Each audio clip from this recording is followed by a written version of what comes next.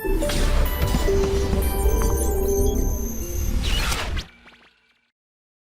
बच्चा लोग, सलाम, नमस्ते, सत श्री अकाल। कैसे हैं प्यारे बच्चे? आया हूँ आपका बायो का टीचर विजय सर। तो बच्चों, जो अपन लेक्चर डिस्कस कर रहे थे लाइफ प्रोसेसेस, उसी को आगे बढ़ाते हैं अपन और थर्ड टॉपिक पे पहुंचते हैं जिसका नाम है ट्रांसपोर्टेशन। बच्चों, तो ट्रांसपोर्टेशन अगर अपन बात करें सिंपल लैंग्वेज में तो बेसिकली इधर से उधर जाना, फिर सामान को इधर से उधर लेके जाना, इसी को बोलते हैं अपन ट्रांसपोर्टेशन। ठीक है। आज जैसे विजय सर ने आज कचौरी बनाई, कोटा में बच्चों को कचौरी बहुत पसंद है, तो सर ने कचौरी बनी। आहा सर, खुशबू भी आ गई। तो विजय सर ने कचौरी बनाई। अब ये जो कचौरी है प्यारे बच्चों, इस कचौरी को मैं यहाँ से बैग में लेके जाऊंगा। दोबारा खुशबू आ रही है। ठीक है, पैक कर रहा हूँ ना, खुशबू तो आएगी ना। तो ये जो कचौरी है प्यारे बच्चों, इस कचौरी को जब विजय सर बैग में पैक करके सब बच्चों के घर पे जाके डिस्ट्रीब्यूट करेंगे, ये हो गया ट्रांसपोर्टेशन। वैसे ही प्यारे बच्चों, अपनी बॉडी में भी बहुत सारी चीज़ें बनती हैं, हार्मोन्स बनते हैं, अपन जो ऑक्सीजन ले रहे हैं उसका मूवमेंट होता है बॉडी के अंदर, फूड का मूवमेंट होता है, वेस्ट प्रोडक्ट का मूवमेंट होता है।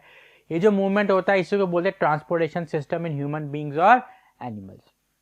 ठीक है, कमिंग टू नेक्स्ट स्लाइड। अब बात करते हैं अपन ट्रांसपोर्टेशन इन प्लांट्स। अब ध्यान से देखिए पहले बच्चों, ट्रांसपोर्टेशन इन प्लांट्स की अगर मैं बात करूं तो प्लांट्स में वेस्कुलर टिश्यू पाए जाते हैं, जाइलम और फ्लोएम।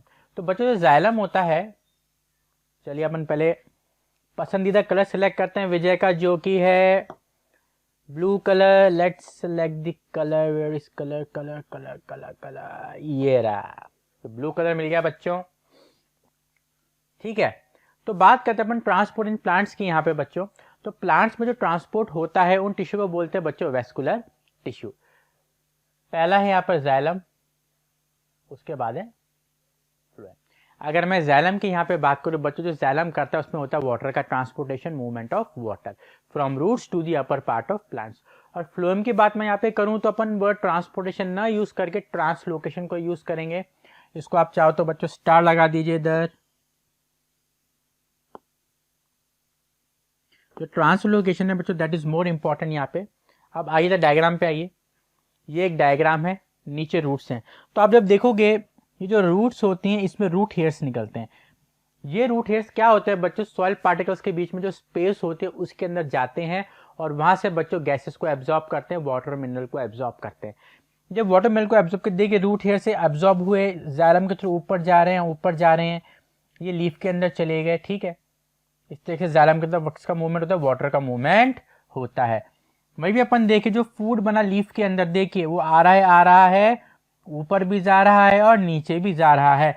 तो इस डायग्राम को देख के एक बात तो समझ में आ गई बच्चों कि जो वाटर का मूवमेंट होता है वो होता है यूनि डायरेक्शनल, यानी from lower part of the plants to the upper part. और जो फूड का मूवमेंट होता है वो होता है यहाँ पर बाई डायरेक्शनल। चलिए कमिंग टू नेक्स्ट स्लाइड। अब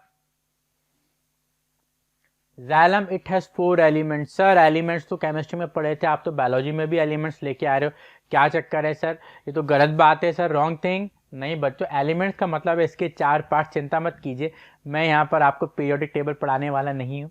तो अपन देखेंगे xylem has 4 parts, xylem vessel, xylem tracheids, xylem parenchyma and xylem sclerenchyma. मेरे साथ बोलिए, जाइलम वेसल, अरे आवाज नहीं आ रही चिंटू बेटा, xylem tracheids, xylem parenchyma and xylem sclerenchyma, बोलो बोलो। Xylem vessel, xylem tracheids, xylem parenchyma और जाइलम स्क्लेरेन्काइमा। तो ये 4 इंपॉर्टेंट एलिमेंट्स होते हैं बच्चों जाइलम के। चलिए अब डायग्राम की ओर पहुंचते हैं अपन। अब अपन देखेंगे जाइलम वेसल। यहाँ पे बेसिकली बच्चों अपन जाइलम वेसल और ट्रैकिड्स को डिस्कस करेंगे बड़े तौर पे। अब अपन इधर आते हैं तो देखो बच्चों, ये सेल हैं, ये पहला सेल, ये दूसरा सेल और ये नीचे तीसरा सेल। ये सेल एक के ऊपर एक के ऊपर एक ऐसे अरेंज हो गए पाइपलाइन के तौर पे, और इनकी जो एंड वॉल हैं ये ब्रेक हो गई, लिखा है ना wall, and wall of cell has been broken. तो एक पाइपलाइन बन गया, कंटिन्यूस चैनल बन गया, यही होता है जाइलम वेसल। अब बच्चों देखो, बीच में कोई साइटोप्लाज्म नहीं है, देखिए no cytoplasm, no nucleus, no cellular organelle, it mean से क्या है? डेड है। जाइलम वेसल क्या होती है? डेड होती है। लिख लीजिए यहाँ पे, xylem vessel dead, xylem tracheids dead, xylem parenchyma living, xylem sclerenchyma dead. तो ये बातें आपको यहाँ पर लर्न करनी, ज़्यादा तेज मत बोलिए, अभी पापा आ जाएंगे बोलेंगे क्या हुआ बेटा, डैड डैड क्यों बुला रहे थे हमें, ठीक है। तो जब अपन इस डायग्राम की यहाँ पे बात करते हैं, आप देखिए बच्चों, सेल जो होते हैं वो एक के ऊपर एक अरेंज्ड होते हैं, ठीक है, in a pipeline format, and wall टूट जाती है तो एक पूरा अंदर से देखिए खाली एक एरिया क्रिएट हो गया जिसमें पानी का मूवमेंट होता है। दूसरी बात बच्चों, एक ध्यान रखने वाली बात ये है कि जो आपकी जाइलम वेसल होती है उसके अंदर लिग्निन का डिपोजिशन होता है। जहाँ पे लिग्निन का डिपोजिशन नहीं होता उसको बोलते हैं पिट। पिट का मतलब यहाँ पे गड्ढा नहीं होता, देखिए पिट, PIT, पिट। तो जो पिट है यहाँ पे क्या होता है, लिग्निन का डिपोजिशन देखने को नहीं मिलता। देखिए thick cell wall containing lignin. तो इसी तरह से बच्चों मूवमेंट होता है वाटर का जाइलम वेसल के थ्रू। तो एक बेसिक स्ट्रक्चर है। यहाँ पे बात करें ट्रैकिड्स की, बच्चे बोलेंगे सर यहाँ से तो बंद हो गया, ये तो बंद है दरवाजा। सो इसके जो एंड वॉल्स होते हैं प्यारे बच्चों, दे आर क्लोज्ड, ओपन नहीं होते like xylem vessels. And wall कैसे होते हैं, क्लोज्ड होते हैं। बच्चे बोलेंगे सर फिर ट्रांसपोर्टेशन कैसे होगा सर, तो ट्रांसपोर्टेशन होगा via pets. So transportation of water लिख लीजिए, ट्रांसपोर्टेशन ऑफ वाटर होता है पिट्स के द्वारा जाइलम ट्रैकिड्स के अंदर। जैसे जाइलम वेसल में तो सीधा सीधा ऊपर ऊपर जा रहा है, ठीक है, और इसमें ऐसे आजू बाजू में जा रहा है पिट्स के द्वारा। तो मैं आपको बताऊं बच्चों, जो वेल डेवलप्ड प्लांट्स होते हैं जिन्हें अपन एंजियोस्पर्म भी बोलते हैं, एंजियोस्पर्म वो प्लांट्स होते हैं जिनके पास फ्रूट्स होते हैं, उनमें वेसल ट्रैकिड्स दोनों ही आमतौर पर देखने को मिलती है, जनरल स्टेटमेंट है। लेकिन जो जिम्नोस्पर्म होते हैं जो थोड़े से कम डेवलप्ड होते हैं, उनके अंदर सिर्फ ट्रैकिड्स के द्वारा ही वाटर का मूवमेंट आपको देखने को मिलेगा। चलिए आगे बढ़ते हैं बच्चों। अरे अरे ये क्या है सर, ये तो देख के डर गए, ये तो रोबोकॉप सा लग रहा है, कुछ टर्मिनेटर बना दिया आपने। नहीं, बहुत सिंपल सी बात है, mechanism of transport of water and minerals. देख के घबराइए मत, ये कोई मशीन नहीं है, कोई ट्रांसफॉर्मर नहीं है, ये बहुत ही सिंपल सा डायग्राम है। जब विजय सर समझाएंगे तो आपको आ जाएगा समझ में, क्योंकि आपका बायो का टीचर है विजय सर। तो इस चीज को आप चाहो तो विराट कोहली टॉपिक लगा दो, क्योंकि इट इज इंपॉर्टेंट, बेसिक है, वी के टॉपिक है, ये स्टार लगा दीजिए।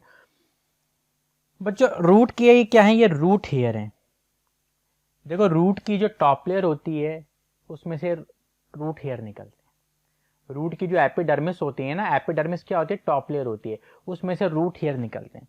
तो रूट हेयर क्या करते हैं, अगर आप देखेंगे यहाँ पे रूट हेयर सॉइल पार्टिकल्स के बीच में चले जा रहे हैं। तो सॉइल पार्टिकल के बीच में जो ये वाटर है इसको ये एब्जॉर्ब कर रहे हैं। अब वाटर एब्जॉर्ब हुआ, एपिडर्मिस के पास गया, मैंने आपको बताया एपिडर्मिस टॉप लेयर होती है और एंडोडर्मिस अंदर वाली लेयर होती है जो कि वेस्कुलर टिश्यू को सराउंड करती है। वेस्कुलर टिश्यू के आसपास जो सेल होते हैं उन्हें अपन एंडोडर्मिस बोलते हैं। और एपिडर्मिस और एंडोडर्मिस के बीच में क्या होती है, रूट कॉर्टेक्स होती है, ध्यान रख लीजिए। पानी एब्जॉर्ब हुआ रूट हेयर के द्वारा, फिर मूव करा एपिडर्मिस, एपिडर्मिस से रूट हेयर, रूट हेयर से एंडोडर्मिस। ये जो मूवमेंट हो रहा है ये हो रहा है ऑस्मोसिस के द्वारा। किसकी मौसी बच्चों, ऑस की मौसी। ये किसकी मौसी है, ये है ऑस की मौसी। ऑस्मोसिस के द्वारा बच्चों वाटर का मूवमेंट यहाँ पर अपन को देखने को मिलता है। तो वाटर आगे चला, रूट हेयर से गया एपिडर्मिस, एपिडर्मिस से रूट कॉर्टेक्स, रूट कॉर्टेक्स से एंडोडर्मिस, और फाइनली रूट जाइलम में ये चला गया। रूट जाइलम से पानी ऊपर जाएगा, स्टेम में पहुंचेगा स्टेम जाइलम, लीफ में पहुंचेगा लीफ जाइलम, फिर लीफ के अंदर बच्चों यहाँ पे स्टोमेटा के द्वारा ये ट्रांसपिरेशन कर दिया जाएगा। जो जाइलम रूट में उसको बोलेंगे रूट जाइलम, जो जाइलम स्टेम में उसको बोलेंगे स्टेम जाइलम, और जो जाइलम लीफ में उसको बोलेंगे लीफ जाइलम। बहुत सिंपल सी बात है। ट्रांसपिरेशन क्या होता है, loss of water, loss of water in the form of water vapour is known as transpiration. किसकी फॉर्म में, in form of water vapour, इसको बच्चों अपन क्या बोलते हैं, ट्रांसपिरेशन। सो ट्रांसपिरेशन द्वारा बच्चों क्या होता है, वाटर का लॉस होता है, और जिसकी वजह से एक सक्शन पुल क्रिएट होता है। आगे पढ़ेंगे अपन, ठीक है, इसको आगे पढ़ेंगे, बस वर्ड ध्यान रख लीजिए, सक्शन पुल। चलिए coming to next slide. Phloem, phloem के भी 4 एलिमेंट सर, आप फिर पीरियोडिक टेबल लेके आ गए बीच में, सर गलत बात है। अब तो हम कार्बन, हाइड्रोजन, नाइट्रोजन, ऑक्सीजन को नहीं पढ़ेंगे। तो बच्चों ये मैं पढ़ाने वाला भी नहीं हूँ, क्योंकि मुझे भी नहीं आता ये सब, ठीक है। अपन बायोलॉजी के टीचर हैं और अपन को बायोलॉजी ही आती, केमिस्ट्री में डब्बा गोल था अपना और डब्बा गोल रहेगा। चलिए आगे बढ़ते हैं। फ्लोएम के 4 एलिमेंट्स होते हैं बच्चों, जैसे जाइलम के 4 थे वैसे फ्लोएम के भी 4 हैं। Sieve tube, companion cell, phloem parenchyma, phloem sclerenchyma, इसमें भी डेड और अलाइव अपन पढ़ते हैं। चलिए, sieve tube living, companion cell living, तो लग रहा है डेड और अलाइव मूवी दिखा दोगे आप हमें। Living, living, phloem parenchyma living, xylem phloem sclerenchyma ये डेड हो जाता है बच्चों। ध्यान रखना, स्क्लेरेन्काइमा एक डेड टिश्यू है और ये कहीं पे भी हो ये डेड ही पाया जाएगा। पैरेन्काइमा लिविंग है, चाहे वो फ्लोएम में हो चाहे ज़ैलम में हो, उसको लिविंग ही आप मानोगे। क्लियर है यहाँ तक बात? अपन डायग्राम की बात करते हैं बच्चों। अगर अपन ध्यान से देखें तो ये जो एरिया है इसको बोलेंगे अपन सीव ट्यूब। क्या बोलेंगे बच्चों? Sieve tube. और ये जो होता है बच्चों, जो सेल वाला स्ट्रक्चर आपको दिख रहा है इसको बोलेंगे अपन कंपेनियन सेल। यहाँ पे लेबल हो रखा है ऑलरेडी। अब ये फ्लोएम का डायग्राम है, चलिए इधर लिख देता हूं मैं फ्लोएम। मजा सा आ गया सर, बढ़िया बढ़िया टूल्स यूज करते हो। इधर लिख देता हूं, क्लियर आएगा थोड़ा सा। फ्लोएम, ठीक है। तो अब बच्चों आगे बढ़ते हैं अपन। जो आपका फ्लोएम है बेसिकली दो इंपॉर्टेंट इसके सेल डिस्कस करेंगे, सीव ट्यूब और कंपेनियन सेल। अगर अपन यहाँ पे देखें सीव ट्यूब को, तो यहाँ पे जो एंड वॉल्स हैं वो कंप्लीटली ब्रोक नहीं है, कंप्लीटली टूटी हुई नहीं है। यहाँ पे एंड वॉल्स जो हैं वो बराबर हैं, लेकिन थोड़े से उसमें छेद छेद हो गए। उन छेद छेद को बोलते हैं परफोरेशन। मैं लिख देता हूं वर्ड ऊपर, परफो। इन छेदों को बोला जाता है प्यारे बच्चों परफोरेशन। तो इसमें जो परफोरेशन है इसलिए इसको सीव, सीव यानी छलनी। मम्मी चाय डालती है और जो छलनी से छानती है तो अपन देखते हैं मजा सा आता है, तो वही छलनी यहाँ पे लगी हुई छलनी को इंग्लिश में सीव बोलते हैं, इसलिए इसको बोल दिया यहाँ पे सीव प्लेट। क्योंकि जो छेद है छलनी में भी छेद है, सीव प्लेट। तो आप देखोगे यहाँ पे जो सीव ट्यूब है कंप्लीटली टूटी हुई नहीं है, इसमें से छलनी बनी हुई, छलनी को बोलते हैं सीव प्लेट।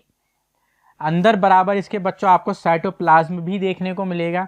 मैं आपको बता दूं यहाँ पे क्या होता है बच्चों, साइटोप्लाज्म भी होता है। साइटोप्लाज्म, आ रही बात समझ में? तो इट मीन सर लिविंग तो है ये, लेकिन और कोई इसमें ऑर्गेनल आपको ऐसा नहीं दिख रहा है। लेकिन जो कंपेनियन सेल है, कंपेनियन यानी दोस्त, दोस्त, ठीक है। तो जो कंपेनियन सेल है प्यारे बच्चों, वो इसको एक्स्ट्रा सपोर्ट देता है, इसकी रिक्वायरमेंट्स को फुलफिल करता है। किसकी रिक्वायरमेंट्स को? सीव ट्यूब्स की रिक्वायरमेंट्स को फुलफिल करता है ये कंपेनियन सेल। इसको बोला कंपेनियन, बोला दोस्त। कंपेनियन का मतलब क्या होता है प्यारे बच्चों? दोस्त। तो अब बेसिकली क्या होता है बच्चों, फूड का मूवमेंट होता है फ्लोएम में। और मैंने आपको पहले भी बताया था कि फ्लोएम में फूड के मूवमेंट को ट्रांसलोकेशन बोलते हैं। ट्रांसपोर्टेशन वर्ड यहाँ पर यूज नहीं होगा। कौन सा वर्ड यूज होगा यहाँ पे? ट्रांसलोकेशन। यहाँ पे जो वर्ड अपन यूज करेंगे वो यूज करेंगे ट्रांसलोकेशन। स्टार लगा दीजिए इसको बच्चों। क्लियर है बात, समझ में आ रही है? तो जो फ्लोएम में मूवमेंट होता है फूड का उसे बोलते हैं ट्रांसलोकेशन। बाय डायरेक्शनल मूवमेंट होता है, ऊपर से नीचे, नीचे से ऊपर। क्लियर है? Phloem parenchyma living, phloem sclerenchyma dead, simple as that. चलिए नेक्स्ट स्लाइड पे बच्चों अपन आते हैं। अरे सर क्या चमकदा हुआ डायग्राम लेके आ गए आप प्यारे बच्चों। समझते इस डायग्राम को। Transportation of food and other substances. समझना बच्चों, कुछ चीज मैं आपको समझाना चाहूंगा बच्चों कि वाटर का मूवमेंट कैसे होता है, उसके बाद आप समझोगे कि फूड का मूवमेंट कैसे होता है। अब स्ट्रॉ, स्ट्रॉ से सबने पानी पिया है भाई। मैं तो नारियल पानी मुझे बहुत पसंद था कोरोना से पहले। अब मैं मतलब बाहरी चीज़ों को मुंह में नहीं लेता हूँ बच्चों, डर सा लगता है कुछ। तो जब मैं यूजुअली जाता था कोचिंग से घर की ओर अपने, तो मैं नारियल पानी पीता था। अब जब मैं नारियल पानी पीता तो मैं स्ट्रॉ को सक करता था। जैसे मैं स्ट्रॉ को सक करा तो स्ट्रॉ में से एयर गायब हो गया। नहीं, स्ट्रॉ में क्या हो गया? लो प्रेशर एरिया क्रिएट हो गया। मैं लो प्रेशर एरिया को LPA लिख दूं। लो प्रेशर एरिया क्रिएट हो गया और नारियल के अंदर की साइड जहाँ पे पानी भरा हुआ है ऑलरेडी हाई प्रेशर था, तो पानी क्या, liquid and air move from high pressure area to low pressure area. तो मस्त जो पानी है वो स्ट्रॉ में तैरता हुआ मेरे मुंह में आ गया और मजा आ गया। तो उस बात से मुझे एक बात तो समझ में आ गई यार, कि जो चीजें मूव करती हैं, एयर एंड लिक्विड मूव करती है from high pressure area to low pressure area. इधर लिख दो आप नारियल पानी, नारियल पानी, ठीक है। नारियल पानी मूव कर रहा है हाई प्रेशर एरिया से लो प्रेशर एरिया। वही कॉन्सेप्ट वाटर के मूवमेंट में लगता है। अच्छा, सामने काम की बात है। जो बच्चों ट्रांसपिरेशन होता है ना, उसमें लीफ में से वाटर का लॉस होता है in the form of water vapour. अब ट्रांसपिरेशन कंटिन्यूसली प्लांट में चलता रहता है। ट्रांसपिरेशन एक कंटिन्यूस एक्टिविटी है और वो चलता ही रहेगा। जब ट्रांसपिरेशन चलता है किसी भी पेड़ के अंदर, तो वाटर का लॉस होता है in the form of water vapour. अब जब वाटर का लॉस होगा तो बच्चों क्या हो जाएगा, लो प्रेशर एरिया क्रिएट हो जाएगा। और अपन को पता है water move from high pressure area to low pressure area. जब लीफ में लो प्रेशर एरिया क्रिएट हो गया, जो पानी है वो रूट में से लीफ की तरफ जाएगा, क्योंकि वहां पे एक सक्शन पुल क्रिएट हो गया। जैसे मैं स्ट्रॉ में से सक कर रहा था, वहीं लीफ में से जो है बच्चों सकिंग प्रेशर आ रहा है। आप बात को समझ रहे हैं, क्योंकि लीफ में क्या लो प्रेशर एरिया क्रिएट हो गया ट्रांसपिरेशन की वजह से रूट की तरफ। हाई प्रेशर तो पानी ऊपर मूव कर जाएगा और ये पैसिव प्रोसेस है, क्योंकि इसमें एनर्जी खर्च नहीं होती है। क्योंकि सक्शन प्रेशर जो लग रहा है ऊपर की तरफ लग रहा है, तो पानी का मूवमेंट होगा one sided from roots to the upper part of plant. और ये पैसिव प्रोसेस है, क्योंकि इसमें एनर्जी खर्च नहीं होती है। क्या कॉन्सेप्ट लगा बच्चों, स्ट्रॉ वाला नारियल पानी वाला कॉन्सेप्ट यहाँ पर लगा दिया विजय सर ने, कि जो नारियल पानी मूव करता है हाई प्रेशर एरिया से लो प्रेशर एरिया की तरफ। अब चलिए फूड की बात करते हैं अपन। अब बच्चों समझना इस बात को कि प्लांट में जो फूड बनता है बच्चों, वो बनता है लीफ के अंदर। ये लीफ है। अब इस लीफ में क्या हो रहा है बच्चों, फोटोसिंथेसिस चल रहा है और फूड बन रहा है स्टार्च की फॉर्म में, बनता ग्लूकोज की फॉर्म में, स्टोर होता है स्टार्च की फॉर्म में। अब बच्चों स्टार्च बना, देखिए इसको बोलते हैं सोर्स। क्या बोलते हैं, सोर्स। जहां से अपन चीजों को लेते हैं उसको बोलते हैं सोर्स। तो आप देखिए यहाँ सोर्स सेल से क्या हुआ, जो स्टार्च है, जो फूड है, शुगर, वो ऐसे फ्लोएम के अंदर लोड कर दी गई। क्या कर दी गई, लोड। और इसको बोलते हैं एक्टिव प्रोसेस, क्योंकि इसमें एनर्जी खर्च हो रही है। देखिए clear, sugar is actively transported. जो वर्ड एक्टिव है इसका मतलब है कि एनर्जी खर्च हुई in the form of ATP, adenosine triphosphate, और शुगर को लोड कर दिया गया फ्लोएम के अंदर। मैंने आपको बताया था बच्चों पहले, जिन बच्चों ने क्लास 9th में अच्छे से पढ़ा है, तो जहां पे सॉल्ट होगा या शुगर होगी वहीं पे पानी होगा। आदमी भागता है पैसे के पास और सॉल्वेंट भागता है, वाटर भागता है सॉल्यूट के पास। लर्न करने की टेक्निक है बच्चों, जिस साइड सॉल्ट ज्यादा होगा या शुगर ज्यादा होगी उस साइड पानी मूव करेगा। तो अपन देखिए फ्लोएम में यहाँ पे जब शुगर को लोड कर रही हैं एनर्जी खर्च करके एटीपी की फॉर्म में, शुगर यहाँ पे ज्यादा हो गई, खूब सारी मीठी हो गई। देख ध्यान रखना डायबिटीज नहीं हो जाए बच्चों, है ना। शुगर जब यहाँ पर बहुत ज्यादा हो जाएगी तो पानी इस साइड आएगा, क्योंकि जहाँ पे शुगर वहीं पे पानी। क्योंकि आदमी भागता है पैसे के पास, सॉल्वेंट भागता है सॉल्यूट के पास। तो इस केस में सॉल्यूट का है शुगर, सॉल्वेंट क्या है पानी। में लिख देता हूं, इस केस में जो सॉल्यूट है वो है शुगर और जो सॉल्वेंट है वो है वाटर। क्लियर है बच्चा पार्टी। अब अपन आगे बढ़ते हैं। सर हमें इतना तो समझ में आ गया कि भैया ना फोटोसिंथेसिस चला या सोर्स सेल से जो शुगर है वो लोड कर दी। शुगर एक तरीके का सॉल्यूट है, तो पानी भी वहां पे आ गया है ना, तो वहां पे शुगर का सॉल्यूशन बन गया फ्लोएम के अंदर, इसमें एनर्जी खर्च हो गई। बात तो सर हमें समझ में आ गई। अब आगे क्या, अब जैसे पानी भर गया, शुगर भर गई, तो हाई प्रेशर एरिया क्रिएट हो गया। तो हाई प्रेशर एरिया क्रिएट होते देखिए ये जो आपका खाने का सॉल्यूशन है वो नीचे मूव करेगा और सिंक सेल में जाएगा। सिंक सेल यहाँ पे आप ले लो कोई सा भी फ्रूट वेजिटेबल, तो यहाँ पे इन्होंने ये ले रखा है शलजम। शलजम दिख रहा है मुझे तो, या बीट रूट मानते हैं, बीट रूट का कलर है। तो बीट रूट क्या एक तरीके का अपना एडिबल आइटम है, फूड स्टोर रहता है, तो फूड इसके अंदर स्टोर हो जाएगा। इसको बोलेंगे सिंक सेल। जहां से निकलता है सोर्स, जहां को जाता है सिंक सेल। तब क्या हो गया बच्चों, यहाँ पे सारी शुगर लोड कर दी। जब शुगर लोड कर दी सॉल्यूट कम हो जाएगा, तो जहाँ पे सॉल्यूट नहीं होता वहां पे सॉल्वेंट नहीं होता, तो सॉल्वेंट वापस से यहाँ पे आ जाएगा और वापस से यहाँ पे दे दिया, तो एक तरह से साइकिल बन गई। देखिए साइकिल बन गई यहाँ पे। तो इस तरीके से बच्चों जो फ्लोएम होता है उसके अंदर फूड का ट्रांसपोर्टेशन होता है। ये एक्टिव ट्रांसपोर्टेशन है। क्यों, क्योंकि यहाँ पे एनर्जी खर्च होती है लोड करने में। एक बार लोड हो जाती है तो अपने आप पानी मिलकर हाई प्रेशर एरिया क्रिएट होता है, फिर जहाँ जहाँ पे नीड होती है वहां पे फूड को सप्लाई कर दिया जाता है। अच्छा एक बात और, जब कुछ ऐसा हुआ चिंटू को गुस्सा आ गया, चिंटू ने सारी पत्तियां काट दी, बोला इस पेड़ में फोटोसिंथेसिस नहीं होने दूंगा सर, तब क्या होगा इस सिचुएशन में, क्या होगा इस सिचुएशन में, ये होगा कि जो फूड स्टोर था किसके अंदर, बीट रूट के अंदर, तो इमरजेंसी में यहां से फूड निकलेगा और ऊपर जहां जहां पे नीड है वहां पर पहुंचा दिया जाएगा। तो वही लोडिंग की जो तो इस केस में सिंक सेल क्या बन जाएगी, सोर्स बन जाएगी। तो इट मीन जो फूड का जो मूवमेंट होता है फ्लोएम के अंदर वो बाय डायरेक्शनल हो सकता है, ऊपर से नीचे और नीचे से ऊपर। आ रहे बच्चों बात समझ में? तो इसलिए बोलते हैं फ्लोएम के जो मूवमेंट ऑफ फूड होता है वो होता है बाय डायरेक्शनल, और जाइलम में जो मूवमेंट ऑफ वाटर होता है उसको बोलते हैं यूनी डायरेक्शनल। फ्लोएम में एनर्जी खर्च नहीं होती, सक्शन पुल लग जाता है। जहाँ पे फ्लोएम सक्शन पुल आ जाए तो दिमाग में आइडिया बांध लेना कि सर नारियल पानी वाली बात। चलिए अब आगे बढ़ते हैं अपन।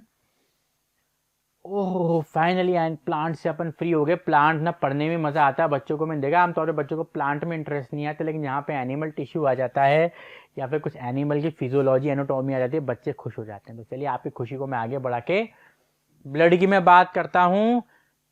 इस सिंदूर की कीमत तुम क्या जानो, हम तो खून की कीमत को जानते हैं। चलिए ब्लड की बात अपन करते हैं बच्चों। ब्लड क्या है? ब्लड एक बॉडी का लिक्विड है जो आपकी बॉडी में नसों में बहता है। नसों को बोलते हैं ब्लड वेसल्स। लिख लीजिए यहाँ पे, blood is a body fluid in humans, ठीक है, that delivers necessary substances such as nutrients and oxygen to the cells which are in need. भाई ट्रांसपोर्टेशन सिस्टम है, काम की चीज को जहाँ पहुंचाना है ब्लड पहुंचा देगा, बेकार की चीज को जहाँ से निकालना है ब्लड निकाल देगा। तो ब्लड का काम क्या है? ट्रांसपोर्टेशन करना। ऑक्सीजन काम की चीज है बीड़ू, फूड काम की चीज है बीड़ू, हार्मोन काम की चीज है। ले चिंटू बेटा इनको ले जा ब्लड के द्वारा, जहाँ पे नीड है वहाँ पे पहुंचा दे। उसके बाद जो सेल है वेस्ट निकालेंगे, कार्बन डाइऑक्साइड काम का नहीं है, बे इसको छोड़ के आ जा जेल। तो कौन छोड़ के आएगा? ब्लड यहाँ पर छोड़ के आएगा।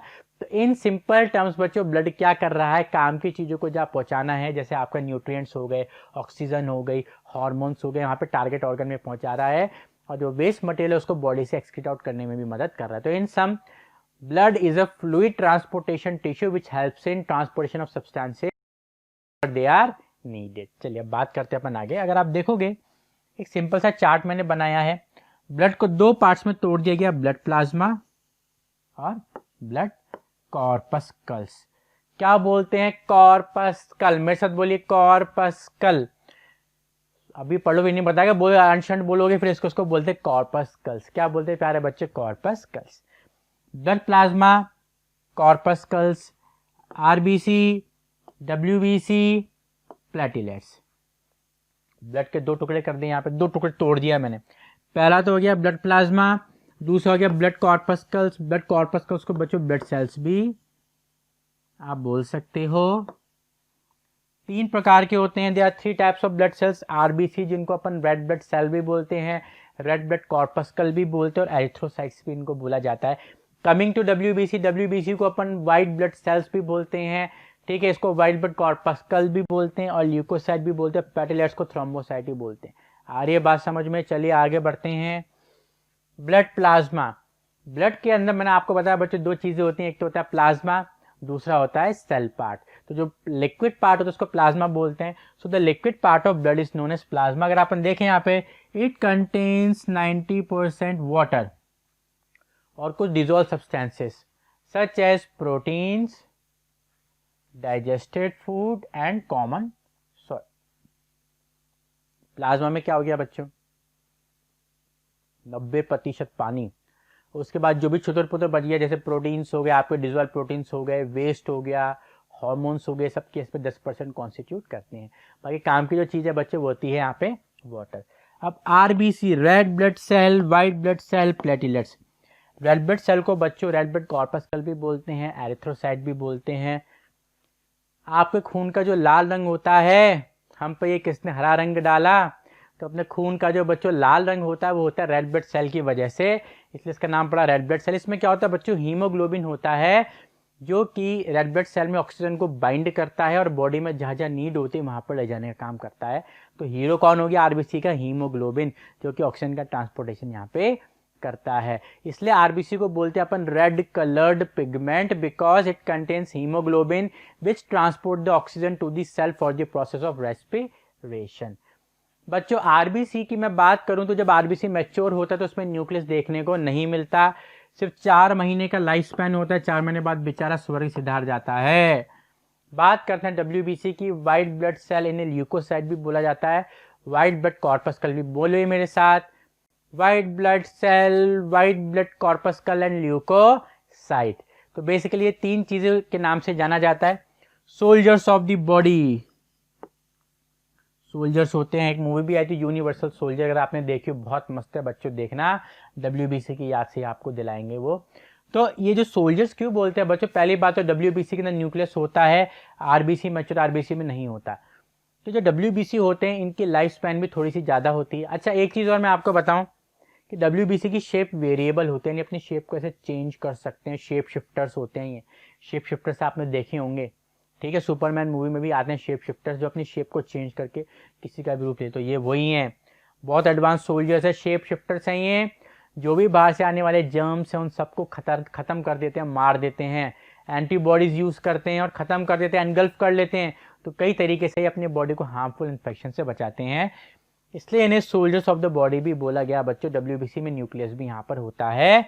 अब आते हैं प्लेटिलेट्स, कटलेट, प्लेटिलेट सुनते कटलेट की याद आती है बच्चों। ट्रेन में जब मैं पहले जाता था कटलेट हमेशा ऑर्डर करता था बच्चों, मज़ा आता था कुछ खाने में। अब तो कुछ भी ऑर्डर नहीं करते, डर सा लगने लगा है कुछ। तो प्लेटिलेट्स, कटलेट को भूल जाइए, प्लेटिलेट्स पे आते हैं। प्लेटिलेट्स को प्यारे बच्चों थ्रोम्बोसाइट्स भी बोला जाता है। किस नाम से जाना जाता है? थ्रोम्बोसाइट। क्या काम है? Blood clotting. अच्छा, ब्लड क्लॉटिंग को अपन कोएगुलेशन ऑफ ब्लड भी बोलते हैं बच्चों, कंफ्यूज मत होना। अगर वर्ड बोले ब्लड क्लॉटिंग या फिर कोएगुलेशन तो आप समझ जाना यहाँ पे खून जमने की बात हो रही है। और मैं ऐसे पढ़ाते मेरे हाथ में पेन लग गया बहुत तेज। जब हाथ में पेन लग गया तो खून निकलेगा, देखो दिख रहा है, फील करो तो दिखेगा, ठीक है, फील करोगे तो सब दिखेगा। तो खून बह रहा है वजह से, खून, और खून गिर रहा है। अब थोड़ी देर बाद ये अपने आप खून निकलना बंद हो जाएगा। वो जो बोलते हैं डिटॉल लगा ले खून बंद हो जाएगा, बेवकूफ बनाने वाली बातें। डिटॉल से खून बंद नहीं था, डिटॉल तो सिर्फ सफाई करता है। खून कौन बंद करता है बहना? प्लेटिलेट्स या फिर थ्रोम्बोसाइट्स, ये खून बहना बंद कराती हैं। इसको बोलते हैं क्लॉटिंग ऑफ ब्लड। ये क्या करते हैं, जिस साइड पर इंजरी होती है वहां पर एक ऐसा मैश बनाती है, जाल बनाती है जो खून को निकलने से रोकता है। इसको बोलते हैं clotting of blood, coagulation of blood. इसका मतलब ये नहीं कि सर मैं अपना हाथ काट लूँ तो मेरे हाथ में से खून बहना बंद हो जाएगा, ऐसा नहीं होगा। ब्लड लॉस की वजह से आप जो है किसी और दुनिया में पहुंच जाएंगे, किसी और प्लेनेट पे पहुंच जाएंगे। आप समझ सकते हो, समझदार को इशारा है काफ़ी। तो बच्चों बेसिकली हल्की फुल्की इंजरी में काम करता है, नहीं कि हाथ काट दिया और पैर काट दिया, गर्दन कट गई तो ब्लड क्लॉटिंग हो जाएगी। सर आपने पढ़ा था कि ब्लड क्लॉटिंग होगी, देखो सर हो नहीं रही, कितनी गलत बात है ना। तो ऐसा नहीं होता है, ठीक है बच्चों। चलिए आगे बढ़ते हैं। अब फंक्शंस ऑफ ब्लड, ये विराट कोहली टॉपिक है, वी के लगा दो, इसको वी के लगा दीजिए, विराट कोहली टॉपिक है। ब्लड के क्या क्या फंक्शंस होते हैं? ऑक्सीजन को, न्यूट्रिएंट्स को जहां जहां पे रिक्वायरमेंट होती है वहां पे पहुंचा देता है। इसलिए बोला deliver oxygen nutrients to all the body cells wherever they are need. All का मतलब ऐसे नहीं कि सब जगह पहुंचा रहे हैं सर, नाखून में भी पहुंचा रहे हैं, ये तो बालों में भी पहुंचा रहे हैं, मेरी तो स्किन टूट के नीचे गिर गई वहां पे भी पहुंचा रहे हैं, ऐसा नहीं होता। जहाँ पे नीड होती है, जो लिविंग होते हैं वहीं पे ये पहुंचाते हैं। Transport waste products from cell for elimination. भाई जब काम की चीज़ें पहुंचा रहे हैं, न्यूट्रिशन पहुंचाते हैं, वेस्ट प्रोडक्ट्स भी तो बनेगा, तो उसको भी पहुंचाते हैं जहाँ से वो एक्सक्रीट आउट हो जाते हैं, बॉडी से बाहर निकाल दिए जाते हैं। थर्ड, हार्मोन्स के ट्रांसपोर्टेशन में भी मदद करते हैं। मेंटेन बॉडी टेम्परेचर, इसको स्टार लगा लेना। देखो बॉडी टेम्परेचर कैसे मेंटेन करते हैं, कार में, बाइक्स में बच्चों लिक्विड कूलिंग आजकल आने लगी। वो लिक्विड कूलिंग क्या करती है भाई, जैसे इंजन में हीट जनरेट हो रही है, तो जिस एरिया में हीट जनरेट होती है वहाँ पे कूलेंट मूव करता है, वहाँ से हीट लेके चला जाता है, फिर फ्रेश कूलेंट आएगा, हीट लेके चला जाएगा। तो वही काम ब्लड करा अपनी बॉडी में, जहाँ पे हीट जनरेट हो रही है वहाँ से ब्लड फ्लो करता है, हीट को लेके चल जाता है आगे, फिर फ्रेश ब्लड आता है, वो हीट को लेके चल जाता है। तो बेसिकली हीट को उस एरिया से लेके जाते हैं जहाँ पे हीट जनरेट हो रही है। तो अपनी अगर आप भागोगे तो पूरी बॉडी में हीट जनरेट होगी, तो ब्लड मूव करता है और हीट लेके जाता है। तो इस तरीके से बच्चों बॉडी के टेम्परेचर को भी कंट्रोल करता है। और एक और बात बच्चों, जैसे आपके क्या होता है बॉडी में पर्सपिरेशन भी होता है, भाई पसीना निकलता है, तो पसीना निकलना भी एक तरीके से बॉडी के टेम्परेचर को मेंटेन करने का ही काम करता है। आगे बढ़ते हैं। मेंटेन पीएच, इसमें बफर्स होते हैं, मतलब अगर एसिड ज़्यादा हो गया तो उसको न्यूट्रलाइज करते हैं, तो बफर्स होते हैं, तो पीएच लेवल को मेंटेन करने का काम करते हैं। अगर ब्लड का पीएच लेवल कम हो गया, एसिडिक हो गया, तो भी अपनी बॉडी के लिए सही नहीं है बच्चों। ये आपको पता है बीमारियां तब लगना चालू होती है जब अपने बॉडी का जो टोटल, ऐसा बोलते हैं साइंस के अंदर भी बोला गया, आयुर्वेद में भी बोला गया, अपनी बॉडी का जो पीएच होना चाहिए वो न्यूट्रल होना चाहिए, या फिर हल्का अल्कलाइन हो तो और भी बढ़िया है। लेकिन जब अपनी बॉडी में पीएच अगर एसिडिक की तरफ जा रहा है, हल्का फुल्का, तो इट मीन्स अपनी बॉडी में कहने की प्रॉब्लम्स क्रिएट हो रही हैं। फ्लूइड वॉल्यूम को मेंटेन करता है, ब्लड लॉस को बचाता है। क्लॉटिंग से कौन बचाते हैं? प्लेटलेट्स बचाते हैं।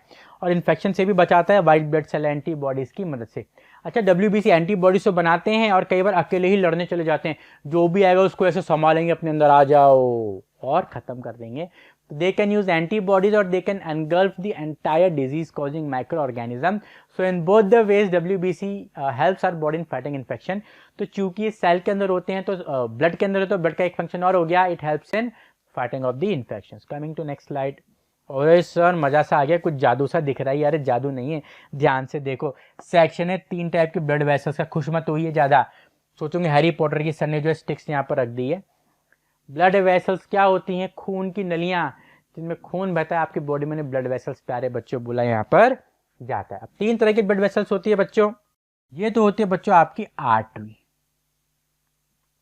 ये हो गई वेन और ये हो गई capillary. Artery, vein and capillary 3 तरह की आपके ब्लड वेसल्स होती हैं, आर ऑफ 3 टाइप्स,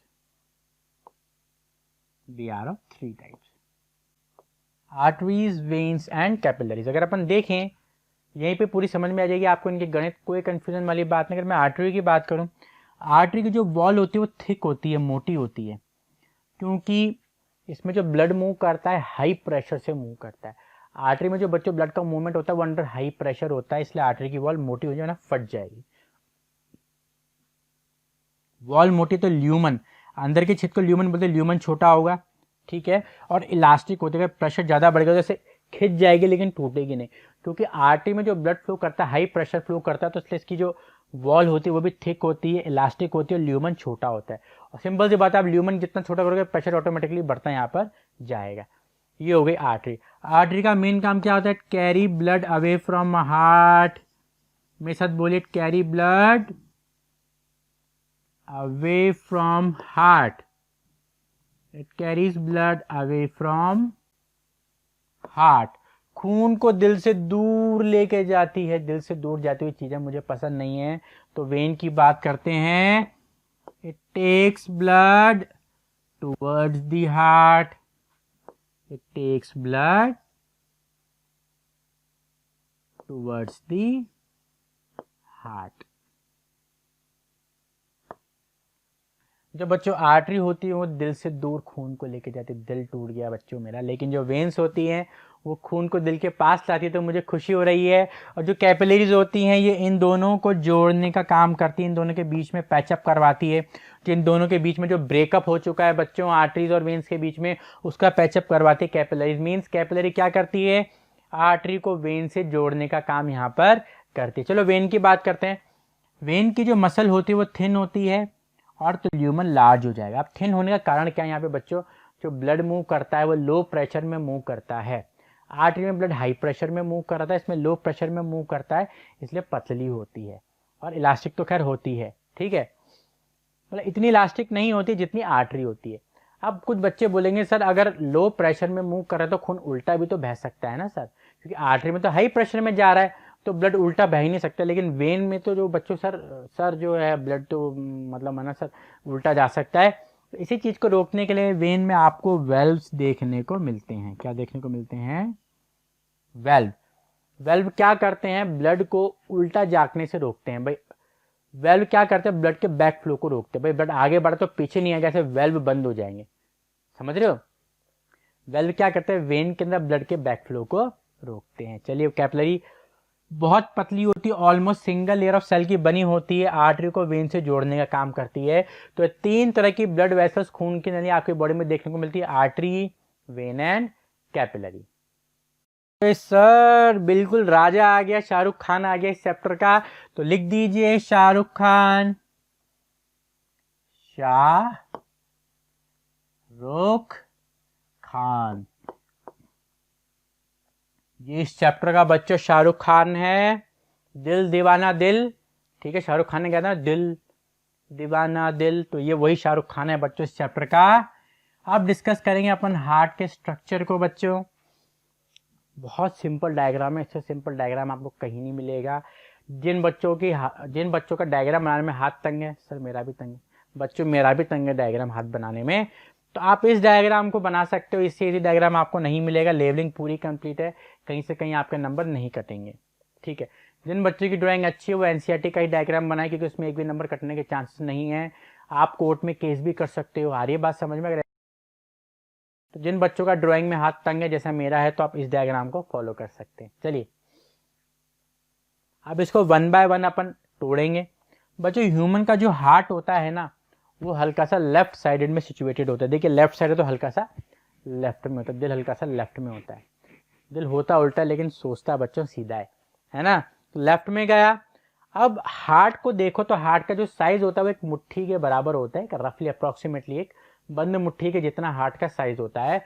और एक पंपिंग ऑर्गन होता है, शाहरुख खान नहीं होता है, ज्यादा दिमाग न लगावें, दिल विल की बातें सुन के जाने कौन सी सोच विचार में चले गए, जाने किन किन को याद करने लगे। जो हार्ट क्या है? पंपिंग ऑर्गन है, शाहरुख खान नहीं है। पता नहीं क्या गाने सोचने लग गए, जाने किसके सोच विचार में डूब गए। हटाओ इसको, रेस करो इसको, बच्चे बिगड़ रहे हैं आजकल। तो बच्चों हार्ट क्या एक पंपिंग ऑर्गन है ना? कईयों के दिल टूट गए। हार्ट एक पंपिंग ऑर्गन है प्यारे बच्चों। हार्ट क्या करता है? ब्लड को पंप करता रहता है, पंप करता रहता है। ठीक है, अब देखिए अपन भाई, हार्ट के अंदर 4 चैम्बर होते हैं। ऊपर वाले चैम्बर को बोलते हैं atria. There are 4 chambers. Heart के अंदर बच्चों 4 चैम्बर्स होते हैं। अपर चैम्बर को बोलते हैं एट्रिया, एट्रिया बोल दो या फिर ऑरिकल भी बोल सकते हो। और लोअर चैम्बर को बोलते हैं अपन वेंट्रिकल्स। लोअर चैम्बर्स को अपन बोलते हैं बच्चों वेंट्रिकल। तो लेफ्ट साइड या राइट साइड है, तो left atria left ventricle, right atria right ventricle. बस इतना ध्यान रखिए, 4 चैम्बर होते हैं। ऊपर वाले चैम्बर को एट्रिया या फिर ऑरिकल, नीचे वाले चैम्बर को ventricle. Left atria left ventricle, right atria right. Chintu आवाज नहीं आ रही बेटा, बोल जल्दी, सोने का नहीं। Left atria left ventricle, right atria और राइट वेंट्रिकल। अब बच्चों अपन देखते हैं, बीच में एक दीवार है, चीन की दीवार, इसको बोलते हैं सेप्टम। ये लेफ्ट और राइट पोर्शन को अलग करके रखता है। क्यों लेफ्ट और राइट पोर्शन इसलिए अलग होता है? क्योंकि लेफ्ट साइड में ऑक्सीजनेटेड ब्लड चलता है। मैं लिख देता हूं यहाँ पे, लेफ्ट साइड में चलता है ऑक्सीजनेटेड ब्लड और राइट साइड में चलता है डीऑक्सीजनेटेड ब्लड। तो लेफ्ट साइड में ऑक्सीजनेटेड ब्लड, राइट साइड में डीऑक्सीजनेटेड ब्लड। ऑक्सीजनेटेड ब्लड वो होता है जिसमें ऑक्सीजन ज्यादा होती है, डीऑक्सीजन ब्लड वो जिसमें ऑक्सीजन नहीं होती है। तो इन दोनों की मिक्सिंग को रोकने के लिए इन दोनों के पैचअप को रोक देता है। पैचअप नहीं होने देता, ब्रेकअप करवा के रखता है। तो इन दोनों के ब्रेकअप करवाने के लिए क्या होता है? बीच में सेप्टम होता है, मस्कुलर वॉल होती है जो ऑक्सीजनेटेड और डीऑक्सीजनेटेड ब्लड के मिलन को रोकती है। अब बच्चों चलो अपार्ट फ्रॉम द जोक्स, ऐसा क्यों करता है ये? क्योंकि अगर ऑक्सीजनेटेड ब्लड और डीऑक्सीजनेटेड ब्लड मिल जाएगा तो क्या होगा बच्चों? अपना जो रेस्पिरेशन प्रोसेस है वो इनइफेक्टिव हो जाएगा।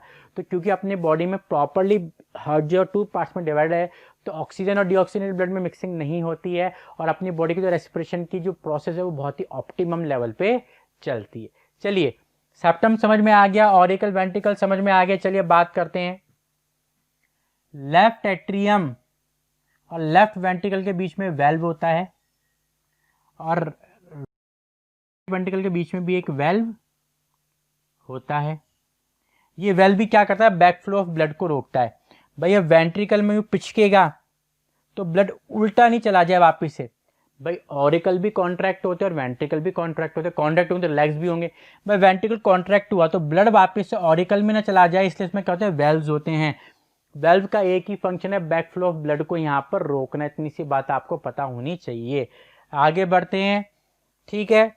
एक बात और, हार्ट की जो लेयर होती है, मस्कुलर लेयर, उसको बोलते हैं अपन पेरिकार्डियम। अब मैंने हार्ट का स्ट्रक्चर बताया, सेप्टम समझा दिया, ऑरिकल वेंट्रिकल समझा दिए, मैंने आपको वेल्व्स भी समझा दिया। मैंने हार्ट की जो टॉप लेयर होती है उसको पेरिकार्डियम बोलते हैं। हार्ट मसल का बना होता है, मस्कुलर वॉल होती है। ये बात समझ में आप बच्चे बोलेंगे सर ये 4 है ना, vena cava, pulmonary artery, main artery, pulmonary vein भी समझाओ ना सर। अभी समझाते, देखो बच्चों। अब जो चालू होता है मानव, देखिए ये होती है पल्मोनरी आर्टरी। मैंने आपको बताया था आर्टरी जो होती है ब्लड को दिल से दूर लेके आती है। तो मैं बात करूं यहाँ राइट साइड में बात करूं तो जो राइट वेंट्रिकल है वहां से पल्मोनरी आर्टरी जाती है, राइट वेंट्रिकल से पल्मोनरी आर्टरी जाती है और राइट ऑरिकल में वेना केवा आती है। लर्न कर लेना, राइट वेंट्रिकल से पल्मोनरी आर्टरी जाती है और राइट एट्रियम में वेना केवा आती है, आगे समझा दूंगा, बहुत ईजी है, अभी रट लीजिए, आगे जब अपन डबल सर्कुलेशन पढ़ेंगे सब क्लियर हो जाएगा। अब लेफ्ट में बात करूं, लेफ्ट ऑरिकल में पल्मोनरी वेन आती है और एओर्टा बाहर जाती है। तो आप लर्न कर लें, राइट ऑरिकल में पल्मोनरी वेन आएगी और राइट वेंट्रिकल से एओर्टा जाएगी, सॉरी लेफ्ट से बच्चों, लेफ्ट ऑरिकल में पल्मोनरी वेन आएगी और लेफ्ट वेंट्रिकल से आर्टरी जाएगी। राइट की मैं बात करूं, राइट ऑरिकल में बच्चों वेना कावा आएगी, राइट वेंट्रिकल से पल्मोनरी आर्टरी जाएगी। ये बात आपको पता होनी चाहिए। चलिए आगे बढ़ते हैं। डबल सर्कुलेशन, यहाँ पे आपके सारे डाउट्स बच्चों क्लियर हो जाएंगे। अब देखिए यहाँ पे डबल सर्कुलेशन इन ह्यूमंस, अगर अपन यहाँ पे बात करें तो ये एक हार्ट है। अब आपको दो बात समझनी होगी, लेफ्ट साइड ये है गंदा बच्चा, राइट साइड ये क्या है, अच्छा बच्चा। लेफ्ट साइड गंदा बच्चा, राइट साइड अच्छा बच्चा, ठीक है। अब जो अच्छा बच्चा वो मेहनत करता है, मेहनत करता है, मेहनत करता है और सारी मेहनतों को दूर करता है। बाधाएं सब अच्छे बच्चे के रास्ते में आते हैं, अच्छा काम करोगे रुकावटें ज़्यादा आएंगी। तो जो डीऑक्सीजनेटेड ब्लड की रुकावट है, जो डीऑक्सीजनेटेड ब्लड की रुकावट है वो सारी राइट साइड में ही फेस करनी पड़ेगी। तो डीऑक्सीजनेटेड की रुकावट है वो अच्छे बच्चे को फेस करनी। गंदा बच्चा चीटिंग करता है, पका पकाया माल यानी ऑक्सीजनेटेड ब्लड, कोई मेहनत नहीं करनी, प्योर ऑक्सीजनेटेड ब्लड इसको मिल जाता है क्योंकि चीटिंग करता है। तो लेफ्ट साइड में चलता है ऑक्सीजनेटेड ब्लड, राइट साइड में चलता है डीऑक्सीजनेटेड ब्लड, ये आपको पता होना चाहिए। दूसरी बात, आर्टरी जो होती है वो दिल, खून को दिल से दूर लेके जाती है, वेन खून को दिल के पास लेके आती है, इसलिए मुझे वेन्स ज़्यादा पसंद है बच्चों, क्योंकि वो दिल के पास लेके आती हैं। चलिए आगे बढ़ते हैं। अब चार चैम्बर, ऊपर वाले चैम्बर एट्रिया, नीचे वाले चैम्बर वेंट्रिकल। अब बच्चों आपको यहाँ पे कलर दिख रहा होगा, ब्लू कलर यानी डीऑक्सीजनेटेड, डीऑक्सीजनेटेड ब्लड को इन्होंने ब्लू कलर से बता रखा है, ठीक है, और ऑक्सीजनेटेड ब्लड को रेड से। तो अपन रेड कलर यहाँ पे ले लेते हैं। कहाँ है रेड कलर, ये रहा। तो यहाँ पे मैंने ऑक्सीजनेटेड ब्लड को रेड कलर से रिप्रेजेंट कर दिया। अब अपन रेड ही चलाएंगे, कोई बात नहीं, बहने दो खून की होलियाँ। तो जब अपन इधर देखेंगे डबल सर्कुलेशन ह्यूमंस में, तो अब चालू होता है बच्चों राइट साइड से, इसको आप लेफ्ट लिख दो और यहाँ पर राइट लिख दो, ठीक है। लेफ्ट और राइट दो एरिया मैंने बता दिया है आपको। मैंने कहा था लेफ्ट जो गंदा बच्चा है, सब पका पका एमएल ऑक्सीजनेटेड ब्लड चलता है, जो राइट है गंदा बच्चा, राइट जो है वो अच्छा बच्चा जिसमें डीऑक्सीजनेटेड ब्लड चलता है, ब्लू कलर में बता दिया है मैंने। आप याद करो, मैंने आपको बताया था कि जो राइट एट्रिया है वहां पे वेना कावा आती है। क्या आती है बच्चों, वेना कावा, लर्न कर लेना, राइट एट्रिया में वेना कावा। अब आपकी बॉडी से जो ब्लड आता है हार्ट की तरफ, आपकी बॉडी ने रेस्पिरेशन किया, बॉडी के सेल्स ने रेस्पिरेशन करा, जो भी ऑक्सीजन थी वो ले ली, कार्बन डाइऑक्साइड छोड़ दी, यानी जो ब्लड है वो डीऑक्सीजनेटेड हो चुका है। भाई ब्लड आपकी बॉडी में घूम रहा है, बॉडी में ऑक्सीजन दे रहा है, कार्बन डाइऑक्साइड ले रहा है, तो वो ब्लड जो कि ऑक्सीजन देके कार्बन डाइऑक्साइड ले चुका है उसको बोलते हैं डीऑक्सीजनेटेड ब्लड। अब वो हार्ट की तरफ आएगा। तो देखिए ये रहे आपके कैपिलरीज, इसमें क्या है, ऑक्सीजन दे दी गई, कार्बन डाइऑक्साइड ले ली गई, तो देखिए कार्बन डाइऑक्साइड रिच ब्लड जिसको बोलते हैं डीऑक्सीजनेटेड ब्लड, वेना कावा के द्वारा आपके राइट एट्रिया में डाल दिया गया। अब राइट एट्रिया में चला गया, अब राइट एट्रिया से कॉन्ट्रैक्ट होगा, कॉन्ट्रैक्शन को बोलते हैं सिस्टोल, पिचकेगा। तो जैसे ही पिचका तो जो डीऑक्सीजनेटेड ब्लड है बच्चों सीधा किस में आ जाएगा, राइट वेंट्रिकल में आ जाएगा, ठीक है। इन दोनों के बीच में वेल्व है। अब राइट वेंट्रिकल सिस्टोल करेगा तो ये जो ब्लड है ये यहाँ से होता हुआ बच्चों पल्मोनरी आर्टरी में जाएगा और पल्मोनरी आर्टरी से लंग्स में चला जाएगा। ब्लड जो आया, अब वेंट्रिकल जब कॉन्ट्रैक्ट करेगा तो ये वेल्व जो है वो क्लोज हो जाएगा ताकि जो ब्लड है वो वापस ऑरिकल में नहीं जाए, मैं पहले बता चुका हूं। तो अब जब वेंट्रिकल कॉन्ट्रैक्ट करेगा, कॉन्ट्रैक्शन को बोलते हैं सिस्टोल, तो ब्लड क्या करेगा, फिर पल्मोनरी आर्टरी को होते हुए लंग्स में जाएगा। मैंने कहा ना जब खून दिल से दूर जाता है उसको अपन बोलते हैं आर्टरी, तो खून दिल से दूर जाए तो आर्टरी लेके जा रही है और लंग्स के पास लेके जाए तो पल्मोनरी आर्टरी। बात आ रही समझ में, जो भी ब्लड वेसल खून को दिल से दूर लेके जाती है वर्ड आर्टरी यूज करेंगे, तो देखिए खून दिल से दूर जा रहा है तो आर्टरी लंग्स के पास हो, पल्मोनरी आर्टरी। अभी तक ब्लड जो है बच्चों नीला यानी डीऑक्सीजनेटेड है। लंग्स में क्या चलता है, ब्रीदिंग। लंग्स में अपन ऑक्सीजन लेते हैं, कार्बन डाइऑक्साइड छोड़ते हैं, तो यहाँ पे क्या प्रोसेस चल रहा है बच्चों, ऑक्सीजनेशन चल रहा है। नीचे क्या आ रहा था इसका उल्टा, डीऑक्सीजनेशन, ऑक्सीजन ले ली जा रही थी, कार्बन डाइऑक्साइड छोड़ी जा रही थी, ऊपर उल्टा चल रहा है। लंग्स क्या करेगा, ऑक्सीजन बाहर निकाल देगा, कार्बन डाइऑक्साइड बाहर निकाल देगा, ऑक्सीजन को ले लेगा। तो अब जो ऑक्सीजनेटेड ब्लड है देखिए खून दिल के पास आ रहा है। अब जो वैसल दिल के पास खून को लेके आती है वैसल होगी, ठीक है, वेन्स होंगी, तो यहाँ पे वर्ड आ गया पल्मोनरी वेन, क्योंकि लंग्स से आ रही तो वर्ड पल्मोनरी यूज कर लिया। दिल से दूर तो आर्टरी, लंग्स है तो पल्मोनरी आर्टरी, दिल के पास तो वेन, कहाँ से आ रही है, लंग्स से आ रही तो पल्मोनरी वेन। तो पल्मोनरी वन यहाँ से ऑक्सीजनेटेड ब्लड को लेके सीधा ऑरिकल में डालेगी, एट्रियम में डालेगी। अब लेफ्ट वेंट्रिकल कॉन्ट्रैक्ट होगा तो ब्लड किस में जाएगा, लेफ्ट वेंट्रिकल में। जब लेफ्ट वेंट्रिकल कॉन्ट्रैक्ट होगा यानी सिस्टोल करेगा तो ये वेल्व्स बंद हो जाएंगे, तो खून सीधा जाएगा मेन आर्टरी में जो कि है आपकी एओर्टा, और एओर्टा से पूरी बॉडी में सप्लाई कर देंगे। फिर बॉडी की सेल क्या करेंगे, ऑक्सीजन को यूज करेंगे, कार्बन डाइऑक्साइड को छोड़ देंगे। तो क्योंकि ब्लड एक पूरी साइकिल में 2 बार खून को रोटेट कराता है, इसको उसको बोलते हैं अपन डबल सर्कुलेशन। ह्यूमन बींग्स में 2 बार सर्कुलेशन चलता है। आ रही है बात समझ में। पहला होगा सिस्टमिक सर्कुलेशन जिसमें जो ब्लड है वो बॉडी में जा रहा है, दूसरा होगा पल्मोनरी जिसमें लंग्स के थ्रू जा रहा है। समझ में आ रही है बात। लंग्स में क्या होगा, ऑक्सीजनेशन प्रोसेस, सिस्टम में जा रहा है सिस्टमिक सर्कुलेशन यानी ब्लड में, ब्लड जो कर रहा है आपके बॉडी सेल्स को ऑक्सीजन दे रहा है, कार्बन डाइऑक्साइड ले रहा है। तो 2 तरह की सर्कुलेशन होते हैं बच्चों। पहला हो गया आपका सिस्टमिक, जिसमें बॉडी सेल्स में ब्लड ऑक्सीजन पहुंचा रहा है, उसको बोलेंगे सिस्टमिक सर्कुलेशन। दूसरा हो गया पल्मोनरी, जिसके अंदर के बच्चों जो डीऑक्सीजनेटेड ब्लड है उसमें ऑक्सीजन डाल दी जा रही है। तो ये 2 सर्कुलेशन चलते हैं, सिस्टमिक और पल्मोनरी, से बोलते डबल सर्कुलेशन इन ह्यूमंस। आ रही है बच्चों बात समझ में। बहुत सिंप्लीफाइड वे में अपन चीजों को समझ रहे हैं। चलिए अब आगे बढ़ते हैं। हार्ट बीट धक धक करने लगा, तो वही चीज है बच्चों हार्ट बीट।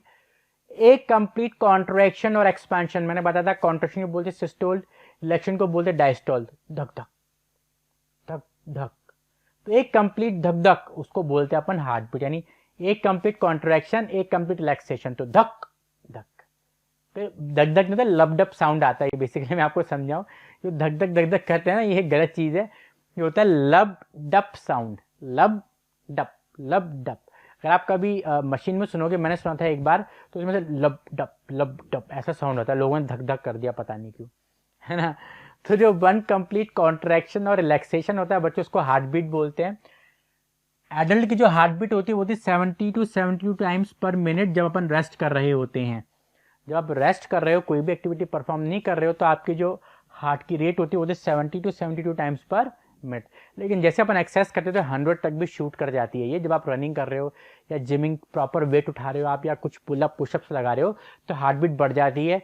कितनी बढ़ेगी डिपेंड करेगी आपकी एक्सरसाइज की इंटेंसिटी पे, आपकी एक्सरसाइज के वॉल्यूम पे। अगर आप बहुत हैवी वेट उठा रहे हो, जैसे अपन डेडलिफ्ट लगाते हैं, सर डेडलिफ्ट लगा रहे हो, तो डेडलिफ्ट जो अपन लगाते हैं प्यारे बच्चों, तो उसमें क्या होता है, तो बहुत एनर्जी लगती है, तो उससे क्या होता है अपने हार्ट की रेट बढ़ जाती है।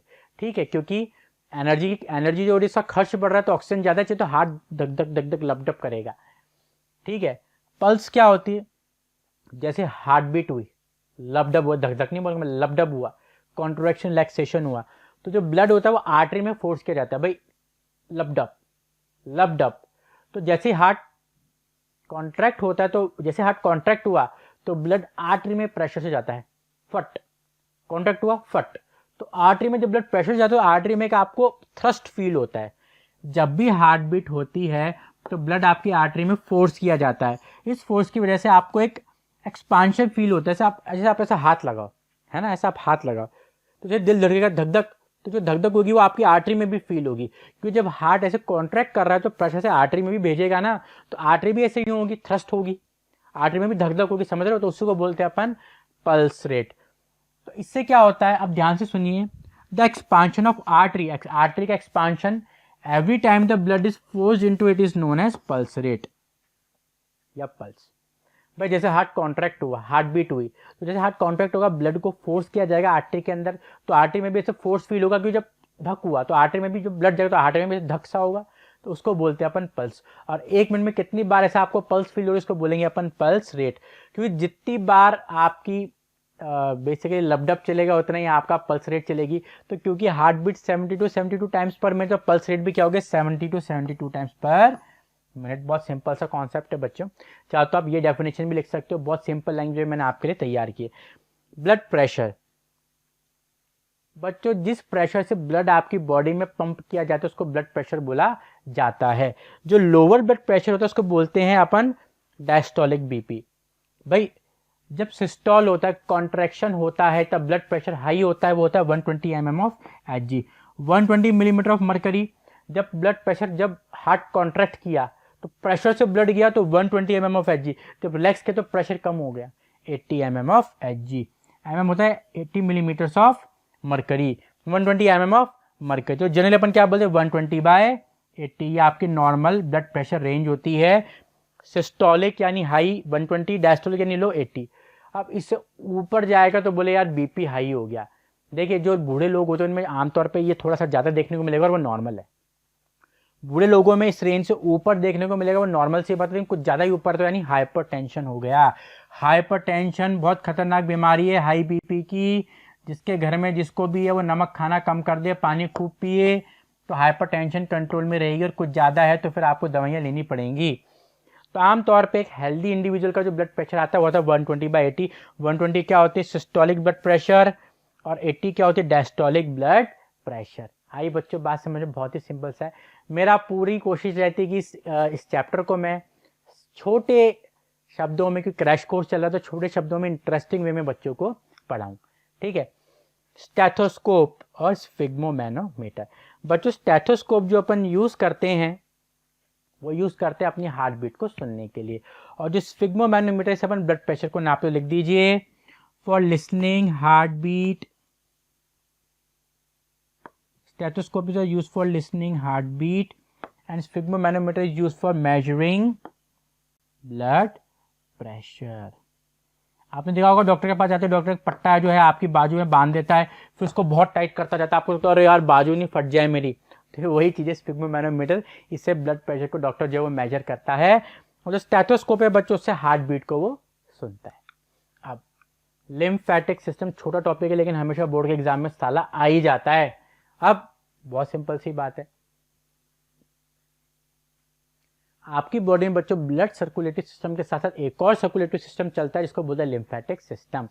लिम्फेटिक सिस्टम के 4 महत्वपूर्ण पार्ट्स होते हैं। लिम्फ क्या होता है, फ्लूइड होता है। उस फ्लूइड के अंदर सेल्स होते हैं, बोलते हैं लिम्फोसाइट, एक तरह के WBC होते हैं। लिम्फ नोड्स पाई जाती हैं और लिम्फ वेसल्स पाई जाती हैं। तो 4 महत्वपूर्ण चीजें क्या हो गए बच्चों, पहला हो गया लिम्फ। लिम्फ क्या होता है, फ्लूइड होता है। ठीक है, उसके बाद हो गई आपके लिम्फ नोड्स। इन लिम्फ नोड्स में क्या होते हैं, आपके वाइट ब्लड सेल होते हैं जिन्हें बोलते हैं लिम्फोसाइट्स। ये आपके बॉडी को इन्फेक्शन से बचाते हैं और लिम्फ को साफ रखते हैं जर्म से। और चाहो तो लिम्फ वेसल्स भी आप यहाँ पे लिख दो, जैसे ब्लड जो होता है ब्लड वेसल्स में घूमता है, लिम्फ जो है वो लिम्फ वेसल्स में घूमता है। इतनी बात आपको ध्यान रखनी है। So lymphatic system is a organ system in vertebrates that is a part of circulatory system and immune system that is more important. Vertebrates क्या होते हैं, जिनके पास रीढ़ की हड्डी होती है। इसके अंदर क्या देखने को मिलता है, lymph, lymphatic vessels and lymph nodes, ये 4 इसके अंदर पाई जाती हैं। बच्चों होता क्या है, बेसिकली आपकी जो ब्लड कैपिलरीज होती हैं, खून की जो कैपिलरीज होती है उनकी वो जो वॉल होती है ना वो बहुत पतली होती है। तो जब ब्लड मूव कर रहा है तो उसमें छन के जो कुछ ब्लड का हिस्सा है वो नीचे गिर जाता है। जो हिस्सा नीचे गिरता है उसको बोलते हैं extra cellular fluid, ECF, extra cellular fluid.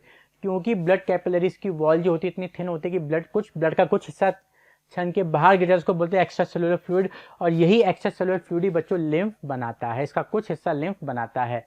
ठीक है, अब फंक्शन क्या होता है, पहली बात ये अपनी बॉडी को प्रोटेक्ट करते हैं इन्वेडर से। इन्वेडर यानी जो अटैक कर रहा है कौन, लिम्फोसाइट। दूसरी बात बॉडी के फ्लूइड लेवल को भी मेंटेन करके रखते हैं और डाइजेस्टिव फैट को भी एब्जॉर्ब ये करते हैं और कचरे की भी सफाई करते हैं। क्योंकि मैंने कहा एक्स्ट्रा सेल्यूलर फ्लूइड यानी सेल के बाहर पड़ा हुआ होता है, तो सेल की कचरे की सफाई कौन करता है, वो भी लिम्फ यहाँ पर करता है। तो मेरे प्यारे बच्चों ये चैप्टर मैं आशा करता हूँ आपको बड़ा ही पढ़ने में मज़ा सा आया होगा और मेरा ऐसा मानना है कि चीज़ें जो हैं वो काफ़ी आपकी क्लियर यहाँ पर हो गई होंगी। तो मेरे प्यारे बच्चों, आज के लेक्चर में बस इतना ही। अपना ध्यान रखना, प्रैक्टिस खूब करना। Take care and bye bye.